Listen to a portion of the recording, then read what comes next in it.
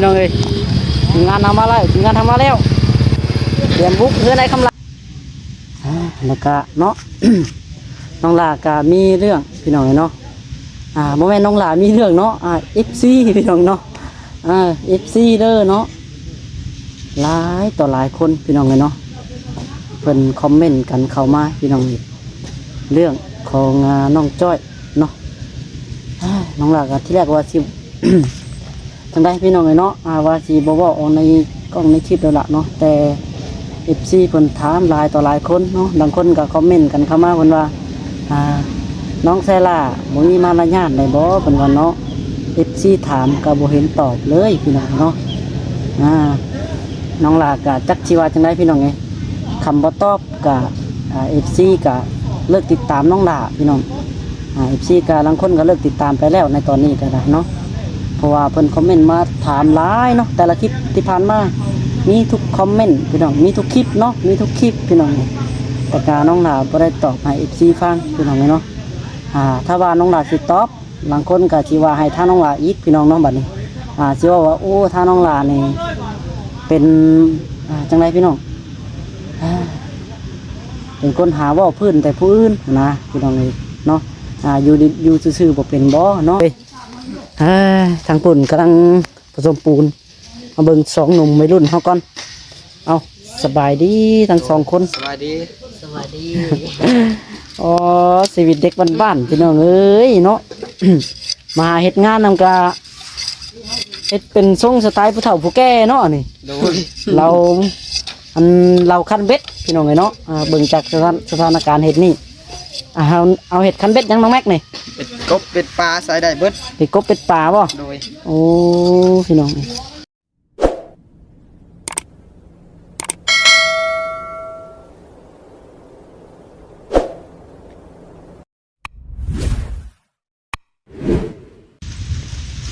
พี่น้องเนาะกราบทักทายสบายดีเนาะสบายดีและสวัสดีเนาะพ่อแม่พี่น้อง FC ที่หักแพงเบิร์ดสุขูสู่คนพี่น้องเลยพบพ่อกับท่าน้องหลายอีกคือเก่าเนาะเอาในตอนนี้พี่น้องเนาะมาอยู่ที่เพื่อนนายคำลาเพิ่นเด้อเนาะกำลังส่วนกันนัดกันเตรียมชิ้นยอดเสาพี่น้องมื้อนี้เนาะทางมาเวียงตูทิศกะหากะมาพี่น้องเลยแล้วก็เนาะ น้องลากามีเรื่องพี่น้องเนาะโมเมนต์น้องลามีเรื่องเนาะFC พี่น้องเนาะ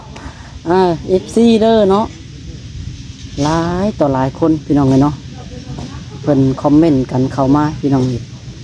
เรื่องของน้องจ้อยเนาะน้องลากาที่แรกว่าสิ จังได้พี่น้องเนาะว่าสิบ่เว้าออกในกล้องในคลิปแล้วล่ะเนาะแต่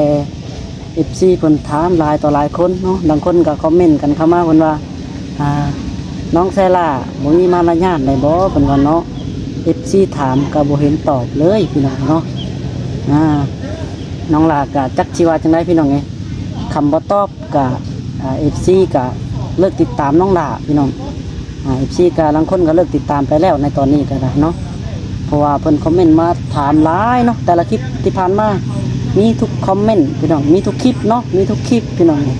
แต่การน้องลาบ่ได้ตอบให้ FC ฟังพี่น้องเนาะถ้าว่าน้องลาสิตอบบางคนก็สิว่าให้ท่าน้องลาอีกพี่น้องเนาะบัดนี้สิว่าโอ้ท่าน้องลานี่เป็นจังไดพี่น้องเป็นคนหาว่าพื้นแต่ผู้อื่นนะพี่น้องเนาะอยู่ซื่อๆบ่เป็นบ่เนาะแต่จังไดพี่น้องน้องลาก็เอาแต่ว่าผู้อยากคู่เนาะพี่น้องเนาะผู้ที่บ่อยากคู่ก็อย่าดราม่าน้องลาเด้อพี่น้องเด้อเนาะน้องลาก็สิเว้าตามความเป็นจริงแล้วก็ความตาที่เห็นนะพี่น้องเนาะแล้วก็อีกที่ก็เห็นในร้านได้พี่น้องเลยว่าอีกที่ถามน้องจ้อยเพิ่นไปใส่เด้เนาะคือบ่เห็นมาเห็นเรียกกับทีมงานพี่น้องเนาะได้ดีละเริ่มเริ่มคู่แล้วบ่เพิ่นว่าเนาะบ่แม่นเด้อพี่น้องเด้อบ่แม่นจังซั่นเนาะ เรื่องเพิ่นบ่มาเฮ็ดงานนี่เพิ่นมีงานของเจ้าของเด้อพี่น้องเด้อเนาะ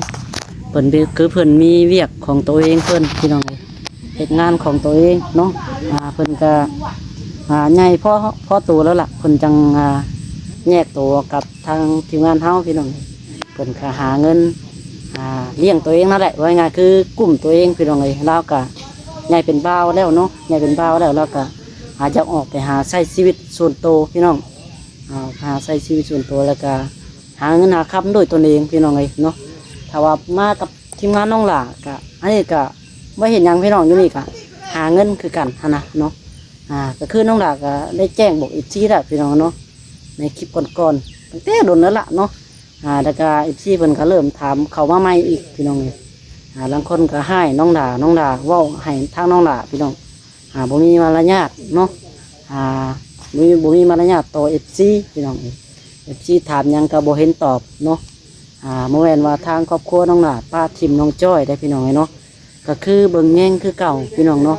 เบิ่งแง่งคือเก่าเนาะเวลาแต่งอยู่คั่วกินก็เอิ้นมากินข้าวกินน้ำคือเก่าพี่น้องไงก็คือทั้งน้องเพิ่นก็เฮ็ดงานอยู่ในบ้านนี่แหละพี่น้องเนาะเวลาเพิ่นอยู่เพิ่นก็อยู่แต่เวียกเพิ่นก็สินักแน่ละพี่น้องแต่ก็บ่ฮู้น้องลาวว่าเพิ่นเฮ็ดเวียกจังไดพี่น้องย่อข้าวย่อน้ำบ่หรือว่าแบบใดเนาะอันนี้ก็บ่ทราบคือกันเด้อพี่น้องเด้อเนาะหน้าที่แน่ๆเพิ่นเฮ็ดงานแบบอยู่ในโรงงานขั้นชิ้นนี่แหละประมาณนี้แหละเนาะแต่ก็นี่แหละพี่น้องเนาะสาเหตุเนาะจังได้ก็ให้ FC พิจารณาเบิ่งนำกันเนาะก็คือเพิ่นกุ้มตัวเองนั่นแหละพี่น้องบอกง่ายๆเนาะเอาพี่น้องน้องหลาก็ขอตอบซ้ำนี้เด้อเนาะมีแต่ว่าให้ FC พิจารณานำกันเนาะบางคนก็ถ้าน้องหลาว่าไปก็สิดราม่าน้องหลาอีกพี่น้องเอามีแต่ว่าเบิ่งซ้ำนี้ไปก่อนเนาะไปเดี๋ยวไปเบิ่งบรรยากาศเดินนายคำหลานำกันพี่น้องเนาะไป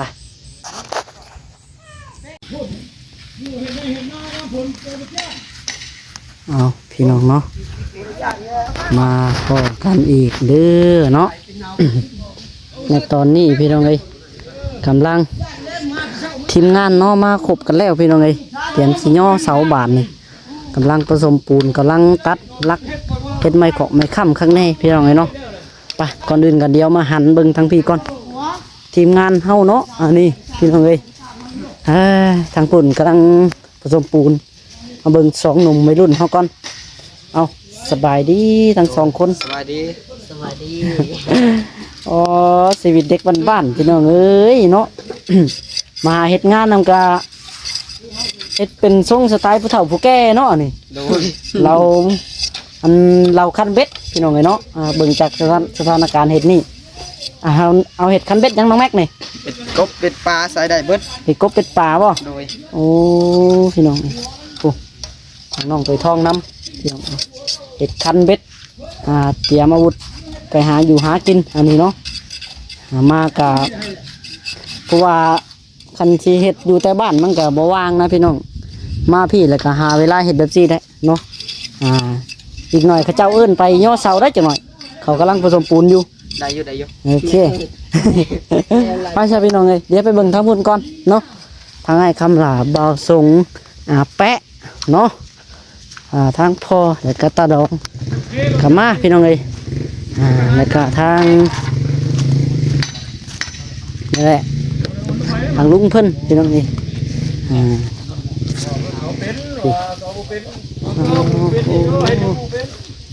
คักได้พี่น้องว่าบ่เป็นเอาลงได้โอ้โธ่เฮานี่เป็นตี้เฮานี่เขาให้ตี้เขาเป็นตีบ่เจ้าบ่เป็นเฮ็ดบ่เป็นเฮ็ดโอ้ยเนาะบ่แม่นสร้างเขาตีได้เขาบ่ให้ตี เขาบ่ให้ตีได้ซะเขาบ่ให้ตีก็ย่าเด้อของมันนี่อย่าไปตีเขาซะเขาเฮ็ดแหละเฮ็ดก็ยังบ่ตีพี่น้องกำลังตัดไม้ค้ำทางนั้นสบายดีไอ้คำลาเนาะโอ้ตั้งโชคมานเลยเนาะเอิ้นไอ้คำลาพี่น้องเนาะซุ่มเย็นอยู่แล้วพอแต่มาฮอดได้พี่น้องเลยเนาะพอเกมมันสิจับเสาย่อน่ะคึมมาโลดบาทเดียวนี่มืดตื้อยามฝนพี่น้องเอ้ยสุ่มเย็นขนาดเย็นหลายจนหนาวเนาะ อยู่ห่มสุ่มเย็นพี่น้องแค่ว่าชิมาอีกจักมาดิในแรกก็มันหลีกไม่ได้แล้วล่ะพี่น้องเลยจัดนี่เบิ่งบรรยากาศเนาะเสาแข่งฝนเลยมื้อนี้เนาะถ้าฝนมากะสบายดีทั้งพ่อเนาะพากันหุ่มมาพี่เบิดมันฟูทางตะรองกันมาสบายดีตะรองเนาะโอ้สบายดีเป็นปูนกระโบกบ่ได้ แม่นคันสิเฮ็ดงานก็เฮากับบ่ได้เด้พี่น้องคันฝนตกเพราะว่าเฮาโบกข้างนอกเด้ มันอยู่แต่ผาทางนอกเนาะยันฝนสาดเข้ามามันก็สิถิ่มปูนเฮาเสียหายของเฮาอีกตัวนี้เลย บ่ได้ให้ตัวอีกเขาตีห้องอยู่แล้ว พอทีได้โตยืนเต้ อยู่ข้างเฮาได้นี่มาดิยังอันนึงหั่น โอ้สิรักคนตีเฮาบ่น่ะ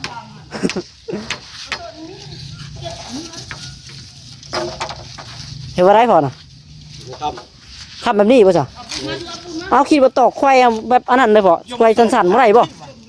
เฮาเห็นเขาเฮ็ดค้ำแบบเดียวกับอันคาดเกาะอันใดเฮ็ดแบบกระโชกได้บ่นี่ เอาห่างนิดนึง คนที่งานให้เผื่อคาดเท้าด้วยเถอะลูกไปแบบนี้มันสิต่อฟรีได้กินมันสิกว้างคาดเท้าลง ต่ออยู่ตอกใช้ย้ายใช้เสาไปมันจะเข้า โอ้ยต่อส่งนี่น่ะ เอาถ้าเบิ่งพี่น้อง เราไม่ตอกเปิกชนิดเล่นตะปูแป้ เอามัดมันแน่นกว่า สิงำกันให้หมดเลยหลายคนเล่าเลย หลายคนหลายวิธีเอ้าเบิ่งวิธีนี้ก่อนซะ มัดมันแน่นกว่าตอก มันสิอันอยู่บ่บัดนี้เนาะเดี๋ยวถ้าเบิ่งครับพี่น้อง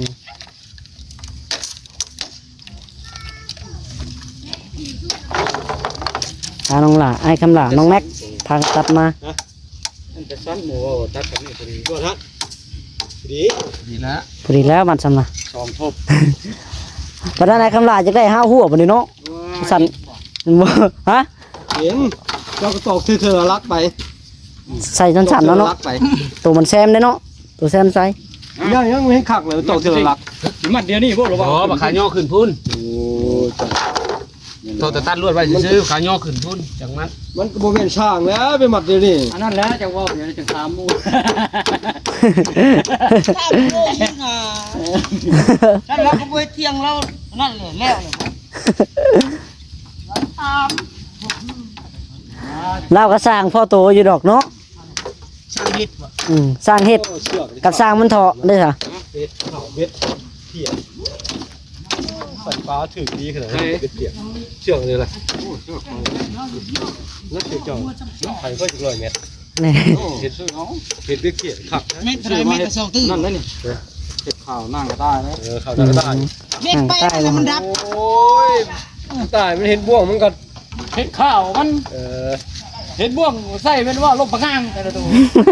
เอากับผู้ซิ่งก็เห็นลมตายปะง่างกับผู้ซิ่ง มันก็นั่นแหละปากอะไรเข้ายีไส้เจ้าก็ไปนั่นแหละมันก้างไม่ใช่เลย เยี่ยมชีเฮ็ดเลยนี่ ยืนใช้ศาสตร์ในศาสตร์นี่ ฮะ ศาสตร์ตัวศาสตร์นี่ ใส่ฉากอยู่ไส ศาสตร์อยู่นี่แหละจะมาอยู่บ่ เอามาอยู่คำมันสิฉากได้เด้อล่ะ ศาสตร์อยู่นี่จักคนที่ศาสตร์กี่ใจไฟปา เฮ้ย นี้ ไผ่ เด้บ่รู้ล่ะบ่ได้ศาสตร์ได้ อยากว่ามันสิบ่ได้แล้วมันเป็นหูน้อยเด้อ แดดบ่แห้งนี่สากแนมนอกเลยนะ เป็นอยู่ให้ตัวตาย เนาะ แดดบ่แห้งนี่ตั้งเนาะ ไปลองคนที่เที่ยงกันใส่หมด มือหน้า มัน เจ้า ทะเลาะกัน มือหน้าเจ้าจะฉากซื้อน้ำมันใส่จักขอเอ๊ เดี๋ยวเขาใส่ผสมปูนนั่น ซื้อน้ำมันใส่จักเนาะ แบกมาได้ไหมก็แล้วล่ะ ซื้อมันใส่จักคอยกูติดให้เขาเดียวเต็ม มาไม้ได้รถขับตุซิมาได้ขี่มา มา ได้ เลย มาแล้วบ่ มาแล้ว เออ เวลาแม่เรากันเบ็ดเวลาแม่เอาผสมปูนไป มาเด้อมาปาก่อนมาเอาปูนก่อนเอาปูนมาให้เพิ่นก่อน ลูกจะไปตู้ซื้อเห็นมาข้างหลังแม่เอาแม่ ติดขู่ มันจะคู่มันจะต่อกันเบิดเลย จะไว้สามด้วย จงไว้อย่างนั้นน่ะ พอแล้วผูกจิตพอแล้ว แบกไม่ได้ปูนพ่อคำนัก ลองยัง พ่อไปเห็นลองแบกมาโลดไปเชื่อว่าสิแบกได้ มึงกี่ตัวกู ละหัวนี่แบกได้ละหัว เนาะ ปูนมันนักจมเชื่อลองเลิกเชื่ออันนี้ถ้าไปเชื่อลองเบิ่ง ไปลองดูไอ้คำล่ะ คอจะหักเอาเบรก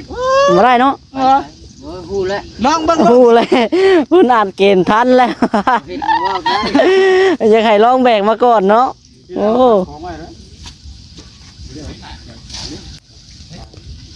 ครบเจ็ดแล้วเดี๋ยวครบเจ็ดลืมหนักผมพูดว่าลายตีก็ลืมแล้วถามลาย โอ้ยเจ้าชิวา สุกก็ต้องมือสุกเอามือสุก ทดลอง สาธิตเบิ่งก็ชื่อ อาทิตย์ ลืมเลยนี่ลองมึงบ่เสือยังว่าบ่เสืออยู่ว่าบ่อยู่อยู่ ติงแล้วเนาะ พวกเสาแต่สุกจนล่มก็ได้นี่เสือได้นี่นี่เห็นบ่นี่เห็นบ่นี่นี่เห็นบ่นี่ พอได้เสาฮัก ก็ได้เด้น เดี๋ยวมันฮัก โยเลยโยถ่าทางไว้เลยผมว่า เสามันจะล่มบ่ ต้นนี้เริ่มเนื่อง เออ ทางดีด้วยเลยตัวต้นนี้ล่มเป็นว่าต้นนี้ล่มต้น ไอ้คำลาโอ้แข็งสุดยอด ไปดีเด้อมาสุขุมต้นไปดี โอ้คำลาเฮ็ดคักอะไรเนาะสบายดีพระปับโลด เคยไปเฮ็ดงานอยู่ปูนแล้วไปจัก โอ้ยเราเคยมาเบิดแล้วเบิ่งนี่ เอาเป็นลูกเคยบ่ เดี๋ยวรักหัววัดนี่2ลักบาทเดียวแบก หมอว่าชองรักขี้โม่พอดอกเลยชองรักว่าได้กันเลย ปัดปันครับขอยเอาไปตุ้มผมคณะ อ้าวนี่คนตัดงามเลยนี่ แล้วก็น้องเล่นน้องปล่อยปลาเจ้าหำขาดได้บ่ เห็นจนไม่อัดเลย เอากระสอบซิมใส่รถ ให้ดินเขาเต็มนะ ขมูตัดงามเขาก็จะได้คือกันได้ข่อยว่าเห็นห้อยท่าน เอาไปบ้านมานั่งก็ยังบ่อยู่ มีที่เก่าเนี่ย ไปบ้านได้เลยจะให้จ้างเป้ก่อนเลย โตก้อนได้โตก้อนได้ตัวหลังเขาเลย กำลังผสมปูนอยู่เนาะ ก้อนตัวก้อนตัวก้อน นี่กระดาษที่งานเป็นการเข้ามา ตัวก้อน พี่น้อง ก้อนจองเป๊ะมาพี่เลยจังมาพี่นี่ มาเบิ่งก็มาใหม่เนาะ ส่วนแรกแล้วก็นาปูนแล้วก็สีย่อเสานะพี่น้องย่อเสาขึ้นเนาะย่อเสาขึ้น แต่ที่แน่ๆนี่น้องหลาเบิ้งเครื่องนี่พี่น้องบล็อกนี่ว่าน่าจะพอดหรอกเนาะเพราะว่าบล็อกนี่ก็ยิงตามงบเพิ่นนะพี่น้องน้องหลาก็เข้าใจอยู่หรอกเนาะยิงตามงบทางผู้หลักผู้ใหญ่เพิ่นซื้อเครื่องซื้อของมันก็หลายๆอย่างมันก็เบิดเท่าไหรแล้วนี่ก็พี่น้องบล็อกนี่สิอยู่ประมาณ100ก้อนเนาะยังขาดหลายอยู่คำเมนซื้อมาเติมก็โอ้หลายเติมได้พี่น้องเนาะประมาณ200ประมาณ400-500ผมจักเนาะเรือก่อคานคำมันเรือจะคุณแหละไว้ก่อต่อเลยเนาะนี่แหละโอ้ยทีมงานกำลังซอยกันอยู่พี่น้องใครหรอกหลายคนมันนี่หลายคน คนไม่ตกคืนนี่ ตกบ่คืนนี่ ไม่ตก อ๋ออยู่เรื่องเราตก ตกก็บ่แห้งนะ นี่คือผม ตำลาเป็นแผนกหยงน้ำบ่ น้ำกับน้องแม็กเพิ่น เอาก่อน จัดงานแจกไปแล้วตอนในเรื่องเขาเกิดแจกก็คือดองแจกก็คือดอง แจ๊กคนมาหาคนมาดอก นี่เร็วช่วงเฮ็ดเรื่องมีงานนี่นะคุ้มนั่งงานไป แต่ว่ามาได้ ซอยทุกอย่างไม่กำลัง เพื่อนเลยว่าร้อยอยากเมื่อเลย เพื่อนหลังเจ้าเพื่อนทำไม่เสร็จ หรือว่าซอยทุกอย่าง แม่เลยบาทนะพ่อ นี่แหละ ลงรถ แจกมันลึกนึก เฮ็ด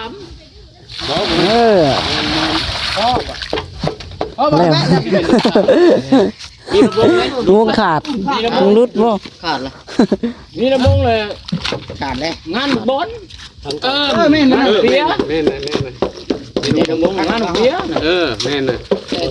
ประมาณบ่ายโมงหัวปุ๊บคอยมาถามเขาเลยจะบ่แน่เนาะไม่น่าหันเพิ่นได้ เก่งใจเนาะได้ถ่ากันบ่ต้องเก่งใจไม่เหนื่อยหนักเลยยัดบ่ได้กินเนาะ กระทาเขามาดักว่าบนอากาศเลยคือจะทุกอยู่เสาเลยออกมาช่วยเนี่ยมันนี่รักปัดจะทำแล้วมา เนาะพี่น้องขุมก็ยังมีน้ำอยู่เลยเนาะนี่มีน้ำอยู่เลยเพื่อเสียมมันถวยใช้เสียมซื้อไว้เก็บกวาดขุมไว้ไว้ไม่ขีดินลงนี่ขีดินลงมันบ่ได้ได้นี่ เอาเกียร์มาตักขึ้นไล่เช็คเบิ้งขุมแต่ละขุมนี่นี่ขีดินยังอยู่นะ เหลืออีก มันได้แล้วมั้งตัวนี้นี่ตัวนี้ลงลายนี่ตัวนี้ยังเลยตัวนี้ลุมเดียวนี่แหละหลายได้ขีดินเต็ม ยังลูกนี่เลย มาส่งแปลงแล้วตัวนี้ ลืมลูกนี่ นี่ตัวนี้ ใช่เลยสูงก่อน เอาเลยขุด น้ำในโรงเรียน มันแดงมือหนึ่งนี่กระชุมมือหนึ่งด้วยได้เห็นปุ๊บด้วย ถ้าได้ลูกไผ่เก๋เราโขกไปอย่างนี้ลูกไผ่เก๋เรา กำลังนั่งรถไป เดี๋ยวนี้นะพวกที่ว่า กำลังคอยคูณ เฮ็ด มือนี่ เอาขึ้นได้เบิดทุกเช้าที่ลง มาขึ้นรถเลยมัน6 ต้น 7 ต้นนี่พี่น้องเอาขึ้นเบิดบ่นี่ย่อขึ้นหมดเลย แค่ข้างเวียนนะรถยานน่ะในเฮือนคนพวกคนไปเอาเองข้างทางผมมาทางเราขับรถแล้วถอดรถอันนี้เขาถอดใจเขานั่งมาส่งพื้นที่ดิ เราเป็นคนไทยเก๋เนี่ยเราเนี่ยเราถอดลงเราไทยเราเก๋มาให้ราคาของเขา เขานั่งส่งเองพื้นที่ หันไม่ถึง มันสิลงในระยะมันเรื่องนี้เขาแต่เขาส่งเขา อ๋อเขาได้บ่ได้แล้วเนี่ยเขา ก็จะเย เอา อะ ลูกน้อยเขามาส่งเอง จับสูงดิ ตอนที่เทอันหินก็ใช่ ไม่นั่นเอาคือไม่นั่นคือว่า เ บ่เช่นได้ทางแล้วบ่แม่นบ่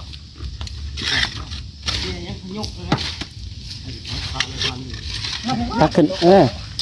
แข็งตัวตัวแข็งเลยเนาะปูน เราแสนใจคือเพิ่นเลยคนไทย เนาะ นี่เนี่ย ไปชื่อ แบกน้อยแบกใหญ่แบกใหญ่ตักแห่อยู่ งานฝนตก แม็กให้คำลาเอิ้น มันได้ ไปหิวน้ำน้ำเหล้าผมไป พอได้ชื่อของเราได้ให้ไปชื่อเจ้าใหม่ก็บ่ได้ได้เงินให้เขานี่บอก เป็นแน่ เพิ่นเจ้าเราบอกแม็กใหญ่เราบอกว่าแม็กน้อยได้ แม็กใหญ่เบิ่น แม็กใหญ่ แม็กปวดสะพอน อืม ก็ต้องไปเข้า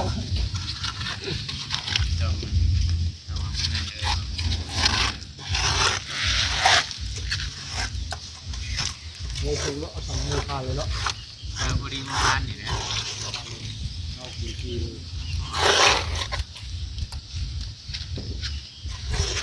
ไปใส่พี่น้องโอเคเด้อสำหรับที่นี่เนาะเดี๋ยวขอตัวไปก่อนพี่น้องจังไงกะฝากเป็นกำลังใจคือเก่าเนาะถ้าว่าน้องหลับว่าผิดพลาดประการใดพี่น้องหาเรื่องของทางน้องจ้อยพี่น้องขอโทษขออภัยหลายๆเด้อเนาะอันนี้กะ จังใดพี่น้องเลยเนาะน้องหลากาเว่าตามข้อเป็นจริงแล้วก็ทางตามที่เห็นพี่น้องเพิ่นกะมีงานส่วนตัวของเพิ่นนะพี่น้องมีงานส่วนตัวของน้องเพิ่นบ่เห็นว่าทางครอบครัวปะทิมพี่น้องเดินแย่งคือเก่าเนาะแต่ก็จังใดพี่น้องน้องเพิ่นก็เฮ็ดงานของเพิ่นนั่นแหละตัวงานของเพิ่นก็หาเงินคือกันพี่น้องยืนมานี่ก็หาเงินคือกันเนาะเพิ่นเฮ็ดงานเพิ่นโดยตัวเองก็ดีแฮงดีพี่น้องเลยแฮงยินดีน้องหลาเนาะไปจะพี่น้องโอเคสำหรับคลิปนี้เนาะขอตัวไปก่อนพี่น้องจังเลยค่ะอยู่ดีมีแฮงบุญสุขคนพี่น้องเดี๋ยวไปพอกันอีกคลิปนึงพี่น้องตอนย่อเสาเราวันนี้เนาะเอาตอนนี้กำลังเตรียมเริ่มเดี๋ยวพี่น้องเอาบายนะพี่น้องเนาะสบายดี